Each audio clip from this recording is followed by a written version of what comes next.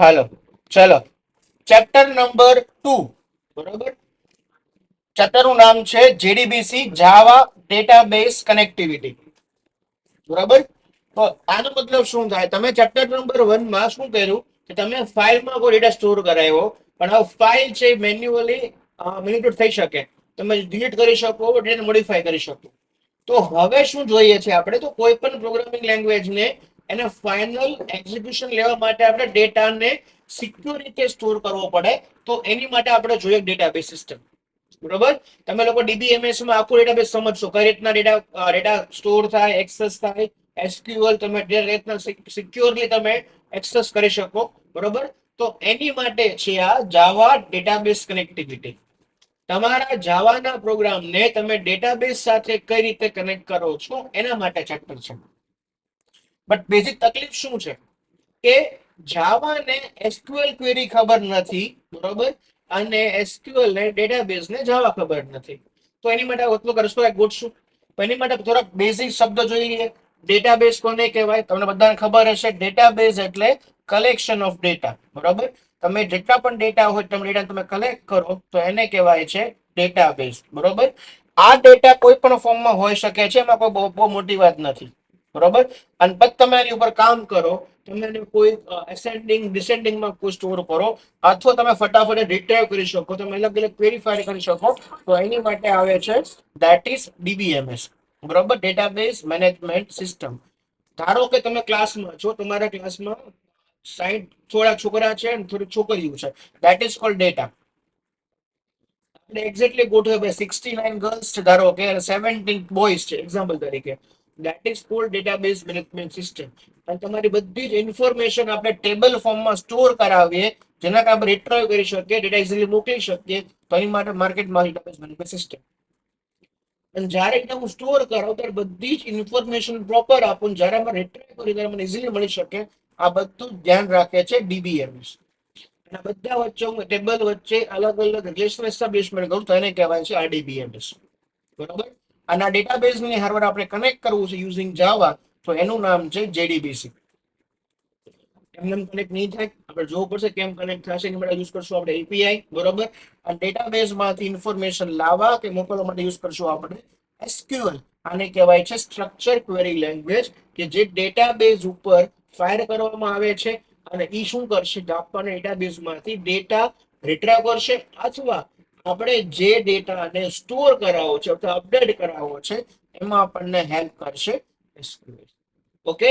તો જેડીબીસી માટે આપણી પાસે બે વસ્તુ હોવી જોઈએ, એસક્યુએલ નું છે પ્લસ જાવા. જો આપણને બે વસ્તુ આપણને આવડતી હોય તો આ ચેપ્ટર આપણી માટે સાવ ઈઝી છે.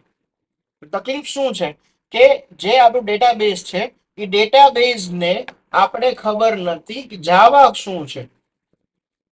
બરોબર. ડેટાબેઝ ને જાવા ખબર નથી અને જાવા ને એસક્યુએલ ખબર નથી. તો શું કરશું આપણે? આ જે ભાઈબંધ દેખાય ને દાંત કાઢતો બાબલો, આને કહેવાય છે એપીઆઈ. એ શું કરશે? આ એપીઆઈ આપણને હેલ્પ કરશે. જાવામાંથી આપણે કોઈ ક્વેરી બિલ્ડ કરશું, એ ક્વેરી આને ખબર હશે, ક્વેરી મોકલશે ડેટાબેઝ ને, ડેટાબેઝ જવાબ લાવશે. જવાબ કેમ જવાબ મોકલો કોને ખબર હશે? તો કે એપીઆઈ ને. એક્ઝામ્પલ તરીકે તમે ફરવા ગયા હો, તમારે કેરલા ફરવા જવું છે. બરોબર. અને તમને કેરલા ને બધું ના આવડતી, તમને ગુજરાતી બહુ મસ્ત આવડે છે. તમે શું લખશો? એક ટ્રાન્સલેશન લખશો. એ શું કરશે? ગુજરાતીને કેરલમાં અને કેરલનું ગુજરાતીમાં ટ્રાન્સલેટ કરીને તમને જવાબ આપશે. તો એવું કામ કોણ કરશે? તો કે એપીઆઈ કરશે. એપીઆઈ એટલે આપણા જાવાના આપણા ડ્રાઈવર્સ. આ ડ્રાઈવર નું કામ જ એ છે કે જાવાને ડેટાબેઝ ની કઈ રીતના કમ્યુનિકેશન કરાવવું, અને જે આપણે એક્શન પરફોર્મ કરવી છે ઈ એક્શન નો જવાબ આને કઈ રીતના આપવો, એ કામ કોણ કરશે? તો ઈ કામ કરશે એપીઆઈ. બરોબર. તો એપીઆઈ ના અલગ અલગ કમ્પોનન્ટ છે. એની માટે આપણા બેઝિક જો આ ડેટાબેઝ એપીઆઈ છે. બરોબર. હવે ડેટાબેઝ તમને બધાને ખબર છે, અલગ અલગ એક્ઝામ્પલ છે. ઓરેકલ, એમએસ એક્સેસ, માયએસક્યુએલ આ બધા જ ડેટાબેઝ ના એક્ઝામ્પલ છે. બરોબર. અને તમારી આ જાવાની તમારી આ એપ્લિકેશન છે. બરોબર. તો તમે આ એપીઆઈ દ્વારા આપણે શું કરશું? ડેટાબેઝ ની આપણે કનેક્ટ કરવાના છીએ. બરોબર. તો ડેટાબેઝ ની શરૂઆત કરી હતી બેઝિકલી પેલા સન માઇક્રોસોફ્ટે. આપણને ખબર જ છે કે આ સન બંધ થઈ ગયું, અત્યારે કોની પાસે છે? ઓકે, ઓરેકલ પાસે છે. બરોબર. આ જેડીબીસી 1.8 પછી બંધ થઈ ગયું છે. આપણને જો આ ખબર પડે ને જેડીબીસી કેમ કામ કરે તો જ આપણને ખબર પડે હાઇબરનેટ એકચ્યુઅલમાં કઈ રીતના વર્ક કરે છે. બરોબર. અત્યારે માર્કેટમાં હાઇબ્રિડ 2.0 માર્કેટમાં ચાલી રહ્યું છે. બરોબર.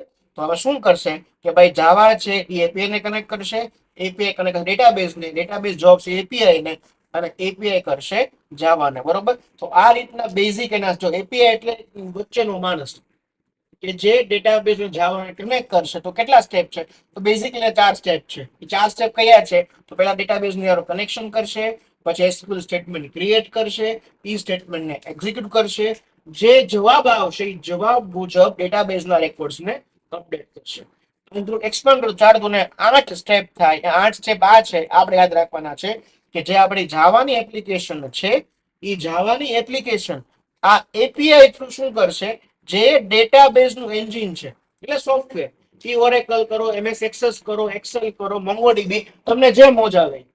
બરોબર. એ શું કરશે? તો પહેલા એ શું કરશે? કનેક્શન ઓપન કરશે. આ ઓપન થયેલા કનેક્શન દ્વારા ડીબીએમએસ ને રિક્વેસ્ટ મોકલશે.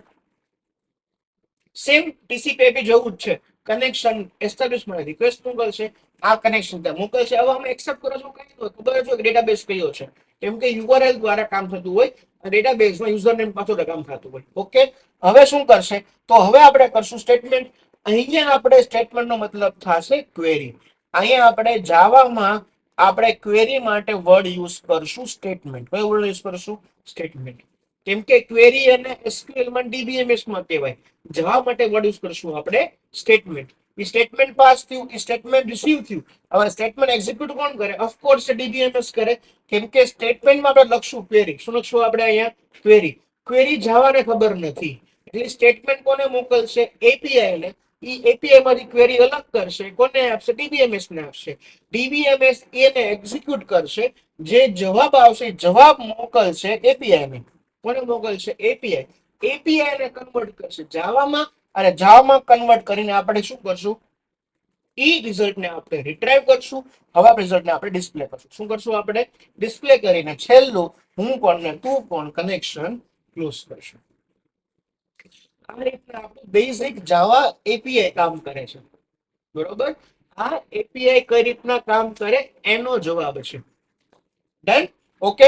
નેક્સ્ટ માં આપણે વાત કરશું કઈ રીતના એપીઆઈ ના અલગ અલગ, જો આ સેમ વસ્તુ છે જોઈ લે. પેલા આટલું પૂરું કરી નાખે પહેલા. બરોબર. જાવાનું કનેક્ટિવિટી મોડલ, જેમ આપણે વાત કરીએ જાવાની એપ્લિકેશન છે, એ એપ્લિકેશન કોની હારે કનેક્ટ કરશે? જેડીબીસી ડ્રાઈવર.